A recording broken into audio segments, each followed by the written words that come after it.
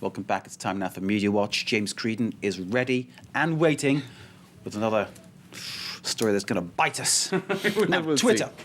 Twitter. Yes. Everyone's on it. Everyone's using it. Everyone says that it's the next or it's the current greatest thing to find out anything about everything that goes on. That's right. Does it have a reference and a relevance to political candidates? Is Twitter sort of a crystal ball? Some would say it is, right? I think it's overstretching it a little. You'd need a kind of an oddly shaped computer to be able to do it. Right. So do Twitter mentions mirror Florida primary results? Now, this website, Storyful, let's take a look at what they did.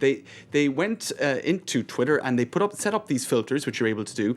So how often were the candidates, Romney and Santorum and Gingrich and the rest of them, mentioned on Twitter in the same period as the election? So you can see here, Romney, 48%, a lot mentioned quite frequently. Now let's look at the actual results of the primary election. It was actually very close. You can see there 48% for Romney, 47%. So, I suppose the question increasingly is, how scientific is this method and how accurate is it? Because I'd have thought, in my ignorance, Right. that it's only a certain swathe of society that uses Twitter. That's true. Therefore, That's it wouldn't true. reflect the whole. That's very However, true. And that seems to give the lie to what I've just said. Now, but actually, Storyful are saying themselves the correlation is compelling, though we cannot draw any conclusions. And they say that they did a similar test for the state of Iowa and for South Carolina, and in South Carolina it was totally off. So they admit themselves that it's not totally scientific. Now, over at Facebook, they're also getting involved in this sort of a process. They've an agreement with the political news website Politico, and to kind of try to test or to try to, what would you say, take the temperature of what's being said on Facebook about the various different candidates. Now, one of the methods that they have is what they call sentiment analysis. Now, if you go onto Facebook and you have your status update and you write, let's say, Gingrich is doing very badly or Gingrich is rubbish or whatever. So they have a whole list of kind of negative words and then they have a whole list of positive words and they kind of correlate the two and they're trying to tell how often you're speaking well of a candidate and how often you're speaking badly of a candidate.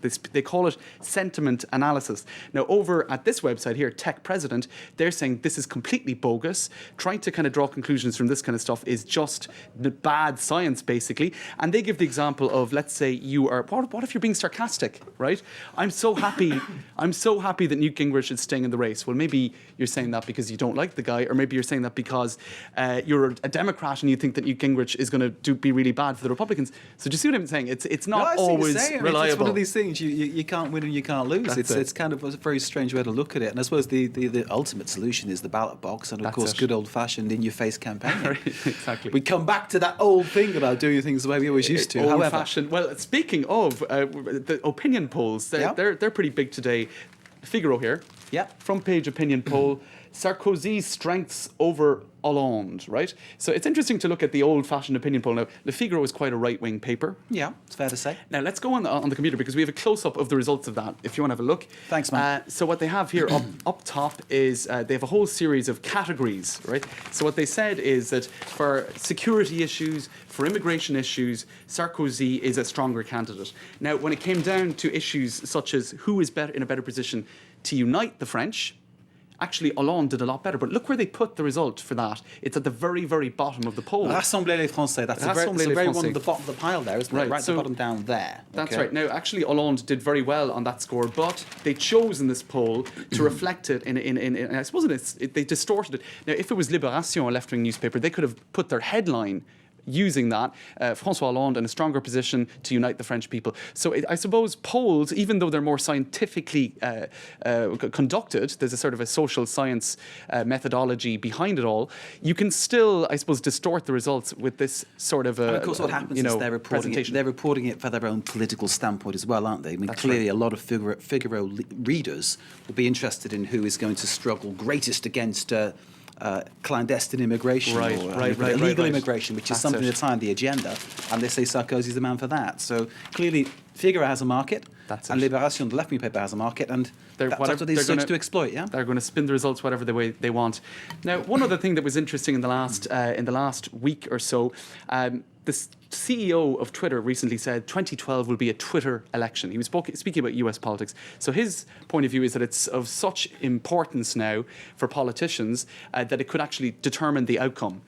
Well, on Tuesday, Nicola Sarkozy was meeting with his UMP party MPs. They have a weekly meeting.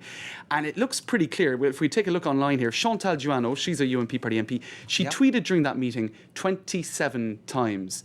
And a number of the media in the last couple of days had a look at what the MPs were saying on Twitter. And all of them were saying very positive things about Nicola Sarkozy. He's in great form after his big interview on Sunday. And it looks like it was all concerted. They were told by whoever to go on Twitter, say positive stuff about Nicola. You know, let's try to send out a positive message because they know it actually has an impact. Good old-fashioned exploitation of the masses. There we go. So social media being used as an exploitation tool. This is it. There you go. It's all very sinister. It all comes back to the same old game. Sinister, but deliver with a smile, James. Thank you. That's what I like Thanks, about Mark. you. Cheers. James Creedon, as ever, with Media Watch.